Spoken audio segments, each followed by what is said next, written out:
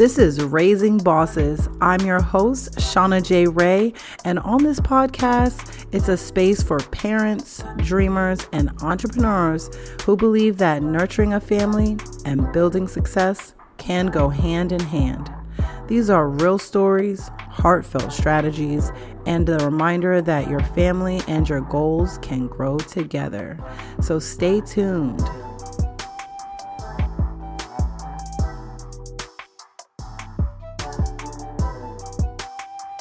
Hi guys, thanks for joining me. My name is Shauna J. Ray here on Raising Bosses.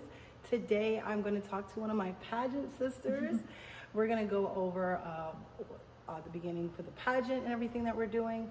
Now we are here in Cap Village. Cap Village is an amazing content creating space that we're able to use. Anybody can use this space. Come in and join in and do things that you're trying to do with your business or personal things like that. So I really appreciate you guys joining in to listen to this podcast. And my pageant sister, Sarah Krishna, thank you so much for joining us. Thank you so much for having me, Shauna. I'm so glad you could join us. We have been back and forth because we're both very busy. It's awesome. I'm so glad we finally got to have this chat because I just want to highlight very my long pageant. overdue. Right? Yeah. Exactly. I'm so glad because I like to highlight everybody and come on here. So I just want you to tell my listeners a little bit about yourself. Well, my name is Sarah Krishna. I am 30 years old. I'm originally from Guyana. My parents and I immigrated in 2000, and since then I've been residing in Winter Garden, Florida. So yeah, that's a little short, brief thing about me. Okay. Anything else you'd like to share? So currently, what? Any little fun tidbits? Anything? So I love Bollywood dancing. I love going to the gym. I'm a big health advocate. That event we did for Rhythm and Roots was really fun. I really enjoyed that. I currently work in clinical research. So I do clinical trials for Alzheimer's, dementia, neuropathy, Parkinson's. And my company, basically, we try to work with big pharmaceutical companies to see what is working for individuals so it can eventually get FDA approved. Wow, that's amazing. Yeah, so I love the fact that I'm giving back hope to some of these people, and I'm part of a greater cause. So, definitely. Yeah. Oh my gosh, that's amazing. I did not know that. That's why I love to learn these little tidbits. Yeah. That's interesting. I don't even know how to even go into that. Wow. Well, I did my bachelor's at USF for health science, and originally I wanted to be a PA. Okay. It was very difficult at the time, very competitive. So I was like, you know what, I got to get the ball rolling. So I ended up doing a master's in public health and epidemiology. So with that, the study of diseases, I was able to get into research. And that's where I found my love for research. Wow. I love that, sharing that with other people, because some people out there that are interested in that, they can know about. There are resources that can help you. If you guys ever have a loved one that's probably going through Alzheimer's or dementia or Parkinson's, there are trials. I know at first it sounds very scary, like what am I putting into my body? But these are how things are FDA approved to help individuals. Tylenol was once FDA approved through a clinical trial. So, you know, we all need some Tylenol here and there. But it's definitely a great resource. If anybody's ever interested, you can always reach out to me, and I definitely try to guide you to the right path. Perfect. I love that.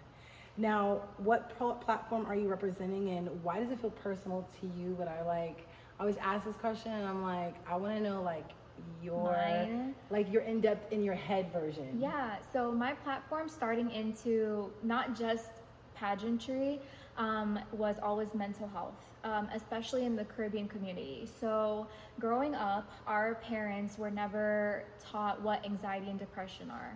They were just learned to, you have a roof over your head, you have food in your belly, keep it moving. There's people out there that are worse. As we get older, our generation starts realizing we go through generational trauma. And a lot of young kids in today's society, they are committing suicide. They're taking drugs, they're doing other ways and harming themselves, and they're suffering silently. I want to be able to let everyone know you're not alone. I personally used to suffer from anxiety and depression. I do have episodes here and there. I get panic attacks. I feel overwhelmed. And I have to tell myself, listen, this is all in your mind. You're able to control it. You're not alone. You have God, you have parents, loved ones, and I'm able to seek help when I need it. And I want people to know in our Caribbean community, it's not, oh, you know, just keep it moving and move on. It's an actual sickness and there are help for it. So that's my platform. I love that. And Yeah. I love when people are talking about mental health, because a lot of things start from mental health, Yeah. because we can't broaden ourselves a certain way because our mental health is, I don't want to say lacking, that's not the word I'm looking for. It's stunted in a way, you know? We're like afraid, we're scared, we're nervous, we're anxiety. We're scared people are going to judge us, Yes, or what are all people types going to say. But, you know, the sooner you take care of it, the sooner you talk to someone that you can trust. There's so many people out there. There's free resources too that you can do. And that kind of leads up to me having my own podcast too. I don't know if you knew this or not, but share. I have a podcast called Collective Caribbean Minds. I co-host with one of the individuals. Her name's Rupa Tiwari. And we are part of a nonprofit called Lotus Empowerment Foundation. So it's all women based.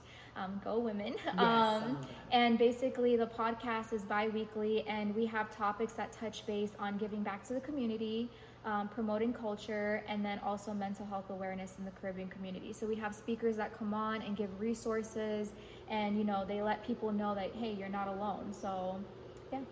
I love that. I didn't know the in-depth of all of that. Yeah, I didn't know you had it the sits podcast. with my heart. Yes, and I love that, because that's exactly what I want you to share with everybody. Yeah. They need to know where to find you, Yes. how to like interact with those things. I love that so much. So you like, it's so important. I think I've talked about this every interview, mental health, because a lot of times I come on here and I talk with business people, and one of the things that a lot of us go through is like imposter syndrome, and just the mental health like of us being overwhelmed, because sometimes overwhelm, it's like we're looking at it a certain way, and then it can get deeper and harsher than that. And a lot of times people do just blow over it, and then they're like, I can't do this in life, I can't do that in life, and then nothing, they don't prolong feel it. stuck. Yeah. Thank you, that's the perfect word. Yeah, for it. you feel stuck, you feel like you're plateauing, Hopeless. you're constant, like how do you elevate yourself more, because you're going into your mind. I overthink a lot. Like I literally can sit there and say, like, I've been in my head where it's really not that serious, but if you're a perfectionist or you're an overthinker or you're a people pleaser, those things get to you. Yes, Yeah. yes, that's important. So what has this pageant or journey revealed to you about yourself that surprised you? I would say confidence. I think a lot of people can agree that being in pageantry is not easy.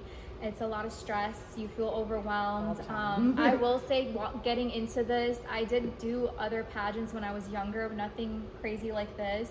And I learned how to walk better. I'm like, you're a boss babe at like when it comes to model and walk. Like I literally tried looking at your videos and seeing how you pose just to see like how to do better.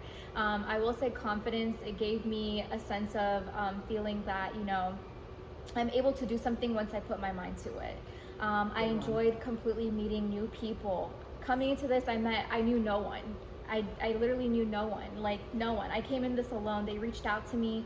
They're like, do you want to do a pageant? And I was like, I guess. I came for an audition.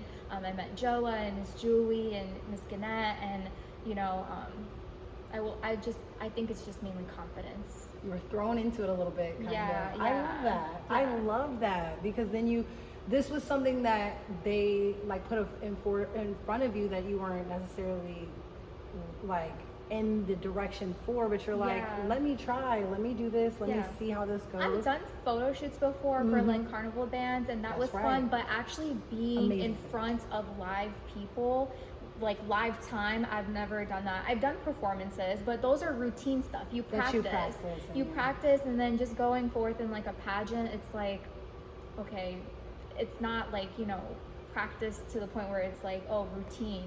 You never know what can throw you off. That is true. So any little mistake, you have to learn how to like fix it and keep it moving, you know? That's true. It's so funny because even as a child, I was like 14 when I did my first and only pageant before this one. And I remember I wasn't shy, but I am sort of like, you kind of talk to me. Yeah. And going into that pageant, I met new people.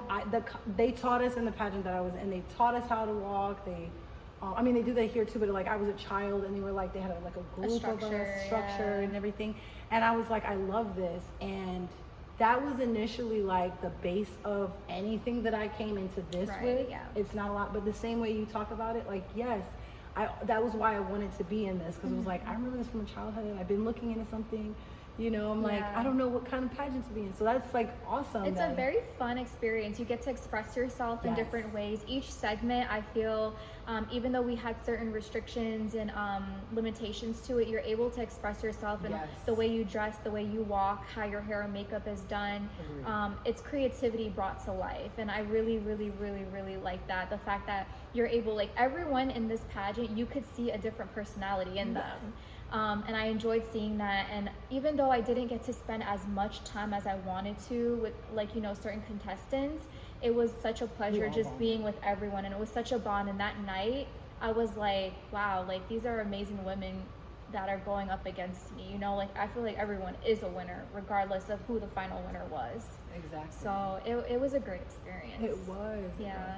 So I really love that you see the bond as well, because other pageants, like I really like that there was an intimate number of us, or like it was more smaller, like, you know what I mean? Like it was big because we, you know, we do a lot of things, but it was like we still had that, like we had time together, and they have time, and then I have time with, you know, and everybody. Yeah. And we kind of had so many events, and I really love that it all like worked itself out too. Mm-hmm, definitely.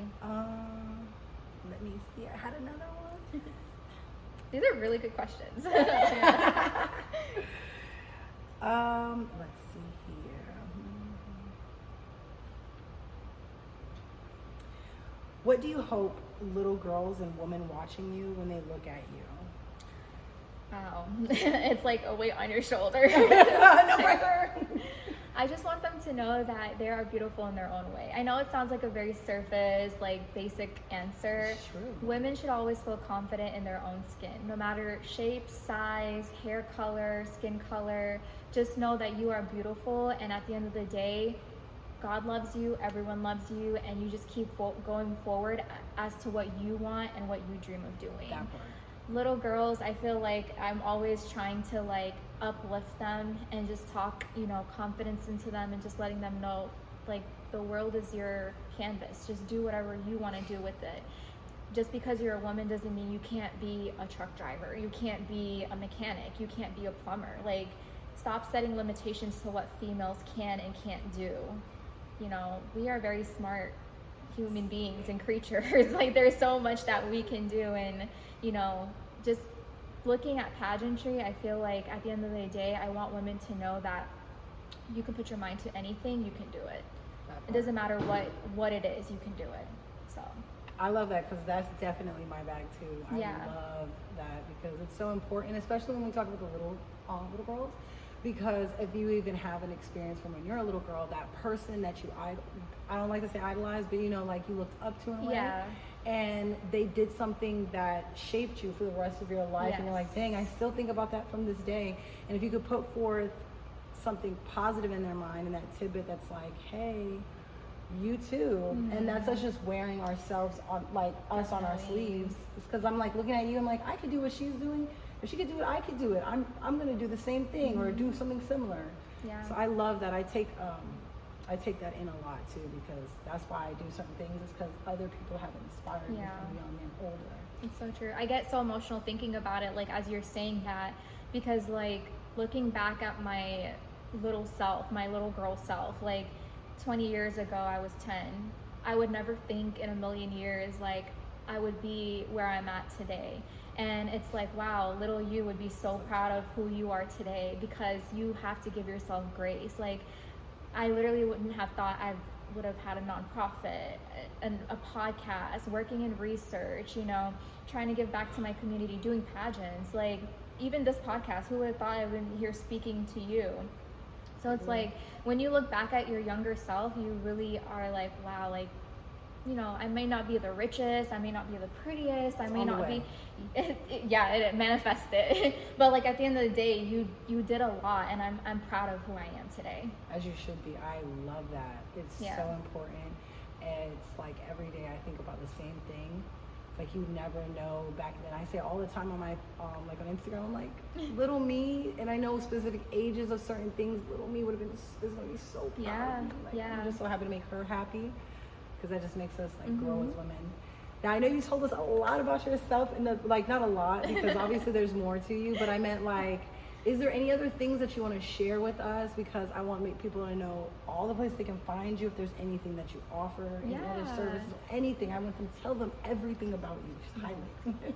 Everything. And the deep dark secrets. The deep dark secrets. I was telling Shauna that I have a fear of birds. I don't know like if anyone else has this, but like as a younger child, I just like got swarmed by birds, and since then I don't hate me for the people who have birds as pets. I just cannot be around birds. I get really like, stay away. And you were a kid? I didn't even know you were a kid. I would have took it if it was like 2 years ago. I'd have been like, of course. And you were a kid, definitely. Trauma is real out there. That is definitely all the trauma. So you guys can find me on my Instagram handle. It's Sarah Chandani, Chandi. I can be reached out mainly on there if you DM me. I don't really put my phone number out like that, but a little side factor. So I am a permanent makeup artist. So I have been a permanent makeup artist for a year and a couple of months now. I'm a licensed tattoo artist and I do brows. So that's, did I mention that? No. I didn't. So I also have a brow company called Browvana. So if you guys want to get your brows done by me, I'd be more than happy to do a consultation and book you guys. That's another thing. I want women to feel beautiful, whether it's on the inside or the outside. I know eyebrows is a big thing that makes your face, and it can, make you or break you. So I'm here for it. And then my nonprofit organization is called Lotus Empowerment Foundation. We do accept sponsors. We're coming up with a really big event at the end of the year. It's called Orlando's Diwali and Motorcade Festival. So I'm Hindu, and Diwali is a big festival in the Hindu community. I don't know if you've ever heard of it before. I've heard of it, but I don't know anything about it. So it's the Festival of Lights. It's kind of like our new year in a way. And we have music and food and performances, and it's going to be held near the fairgrounds. We are doing a motorcade, and that's where people will dress up their cars and trucks with lights and music and basically reenact different stories from our Bible called the Bhagavad Gita. So that's going to be in November, so I will be posting that. And then my podcast, Collective Caribbean Minds, we do that on the radio bi-weekly on Saturdays from 2 to 3. So, yeah. Oh my God. I know, See? that's a mouthful. I knew there was more. No, Yeah. That's exactly what I want. Yeah. What?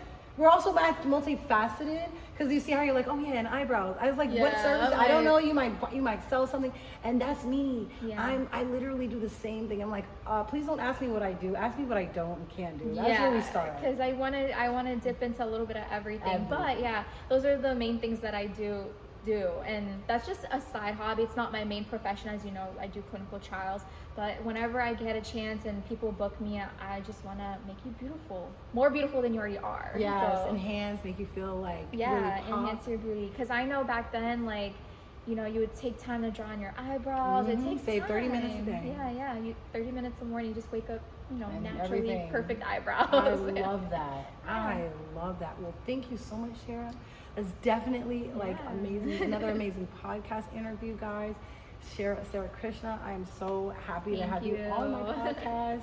Thanks for having me. This was really insightful, and I had a lot of fun. I'm glad. I love that. I love when people are like, yeah, I love that. I just try to make it like a. It's your energy, because your energy is just like, when I first met you, I was like, wow, this girl is like a burst of energy, like so outgoing. I voted for you for Miss, Congeniality. I was like, it's her. Miss Social Media, it's her. Like, I love the fact that your energy and aura is so bright, because not a lot of people bring that to the table, and we need more of you in the world. Like, we really do. Genuinely. Yeah. Not me blushing on my podcast. This was about you today. I love it. I'm so glad we're pageant sisters. I'm glad we've had this bond. I'm glad we've, gotten here, and I don't want it to end after the pageant. I want to keep it going forever and ever. And I love you and support you so much. Thank you. And that's the wrap up, guys. Bye, I appreciate you guys on here, and you guys will see more of my pageant sisters. We have more to come, guys. Thank you so much. Make sure you check out everything Shara has to offer. Oh my goodness. So until next time, guys. Bye.